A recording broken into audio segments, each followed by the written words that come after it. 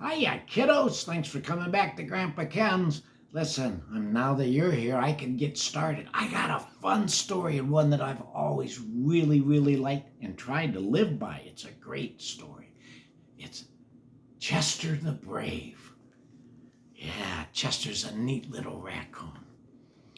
Chester Raccoon sat snuggled in his mother's lap. The last golden rays of sundown shone through their tree hole, and his younger brother Ronnie lay curled up fast asleep in the far side of the hollow. "This is my very best time," Chester told his mother, lifting his eyes to hers. "This is my very best time too," she told him sweetly. "Do you still want me to tell you about the little robin?" "Yes, please, please." See, and there's old Ronnie over in the corner. He's fast asleep, isn't he? And he's going to miss a story. Well, Mrs. Raccoon began her story. He stepped up to the edge of his nest, bent his little legs, lifted his tiny wings, and said, "I can't. I'm too afraid," and hopped back into the safety of his nest. "He was too afraid to fly?" asked Chester. "Yes, he was," answered his mother. "See, the robin up in the nest, and he's afraid to jump out." Chester looked very worried. He drooped his head and stuck out his lower lip. Did the little robin think it was okay to be afraid? "He thought it meant he wasn't brave," he explained Chester's mother. "You see, the little robin's brother and sister flew their very first time, and he thought that meant they were very brave. And if they weren't very brave, he thought it meant he wasn't." Chester appeared very upset. "Was he right? Was he right, Mommy?" Mrs. Raccoon smoothed out the fur on top of Chester's head. "Well, the little robin's father told him that it wasn't that his brother and sister were brave. It was the fact that they simply weren't bothered." Chester lifted his head and peered up into his mother. "What does that mean?" Mrs. Raccoon laughed. The little robin wasn't sure what it meant either, so his father asked him if he was bothered when he was eating worms. What? What? Are you bothered when he's eating worms? "Oh, yuck!" shrieked Chester. "That's disgusting!" "What did he say?" "He said he wasn't bothered eating worms at all. He said he loved eating worms, especially the big, long, thick, stretchy kind." "Oh, yeah!" bleated Chester. His nose and mouth twisted and he squished together. His entire body shuddered. "Eating worms would bother me." "Huh? Would eating worms bother you?" "Yeah." Mrs. Raccoon nodded. "It would bother me too," she confessed. Then the little robin's father asked him if he was bothered when he was singing. And the little birdie began tweeting and said he wasn't bothered when he was singing at all. Robins have such a nice little tweet, tweet, tweet, tweet, and they can whistle better than me. And then, "Singing is a lot better than eating worms," grimaced Chester. "I agree," said Mrs. Raccoon. Then the little bird's father told him that being brave wasn't about flying when he wasn't bothered to fly. Being brave was about flying when he was bothered to fly, but found the courage to fly anyways, because he knew he must. See, Mom telling him? He's looking up in her eyes and listening to her. It's easier to listen when you look right at somebody. Then his father asked him if he was bothered when he was reciting his flying lessons in front of all the other little birdies who nested in our tree. The poor little robin got all aflutter.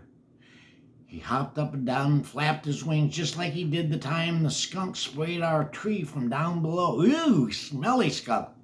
The little robin said that reciting his lessons in front of all the other little birds was the worst thing he'd ever had to do in his whole life. Wow. even worse than being sprayed by a skunk. Suddenly, Chester began to tremble, and he nestled deeper and deeper into his mother's soft, comforting arms. "What's the matter?" his mother asked. See, he's just shivering, he's nervous. Reciting lessons in front of other animals at Owl's teacher school is the worst thing I've ever had to do in my whole life, too, he whimpered. "Is that so?" Mrs. Raccoon said. She gave Chester a reassuring hug and then took his tiny hand in hers and gently kissed the center of his palm. "Shall I tell you what happened to the little robin, or would you rather jump on top of Ronnie and wake him up for school?" Chester giggled. I want to know what happened to the robin. Huh? Mommy is being silly. Do you want to jump on your brother and wake him up until it's time for school? Well, the very next day, the little robin's mother tucked one of her own little flight feathers into his wing and told him it was for good luck. So even though he was still bothered about reciting his lessons, the tiny bird stood in front of all the other birdies in our tree and twittered and twittered and twittered. "I lift my head to the clouds, I push off with my feet, I flap my wings and let the gentle breeze take me for a ride." He was still pretty nervous about jumping off. And while he was still afraid to fly, he found the courage he needed and said to himself, "I'm very brave." Then he stepped up to the edge of his nest, spread his wings, pushed off with his feet, and flew away. After all, he was a very brave little robin. "Hooray!" clapped Chester. He was so happy the robin got to fly. Yay! He's clapping.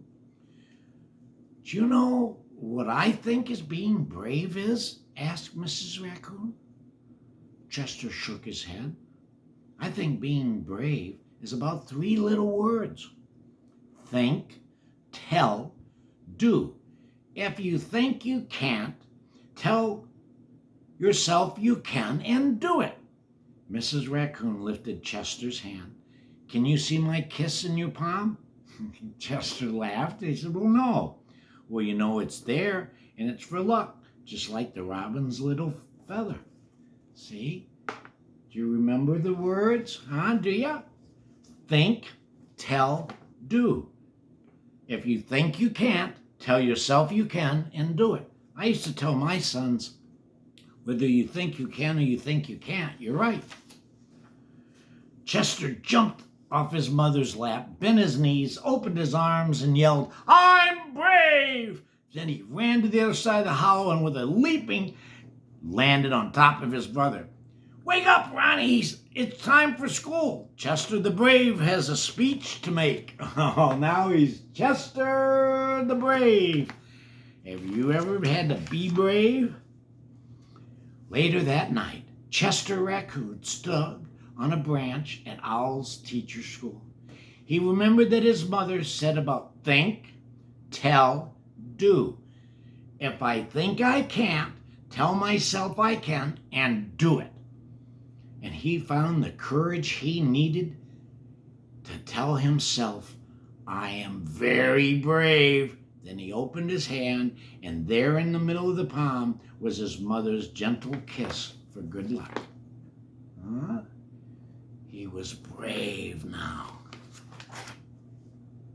And even though Chester was still the tiniest but afraid, he recited his lesson in front of all the other animals. After all, Chester is a very brave little raccoon. Chester's a very brave raccoon. And that's how we all remember him. There's, ta-da, Chester the Brave. Remember, kiddos, it's how you think about things. If you think you can do something, you get your adults' help, make a plan, and do it. You can do it. Think. If you can't, think I can, and do it. Thank you, kiddos. We're going to have some more stories as always. Come on back Have a great day. Grandpa Ken loves your company.